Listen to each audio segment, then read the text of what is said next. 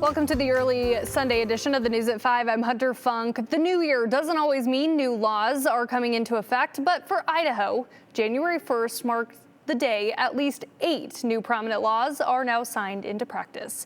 Abby Galt joining us now. Abby, what are some of those laws that people need to be aware of? Hunter, one of those major laws is the anti-slap statute, where Idaho is joining 34 other states nationwide to promote freedom of speech, especially while in the courtroom.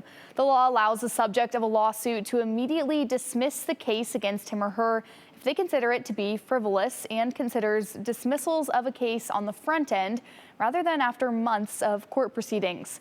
Another law that came into effect revolves around health care, and it requires healthcare providers to cover the cost of breast cancer screenings for people who have a higher risk of breast cancer due to genetics or family history. These laws were put into effect on January 1st rather than the typical July 1st because this date gives the state time to nail down more details that could have needed to be sorted out. Now, there are some times when the legislature chooses to have something begin on the 1st of January, and I'm not sure why they picked that in particular.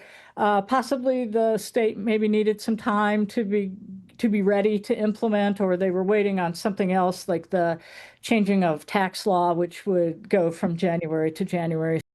Legislators can also decide to enact a bill through an emergency signing throughout the legislative session if they decide it's an urgent bill that needs to be enacted immediately. There are a few other notable laws that have come into effect for this week. For the new year, Hunter, I'll have that to break down everything that you need to know tonight on the news at 10. Abby, thank you.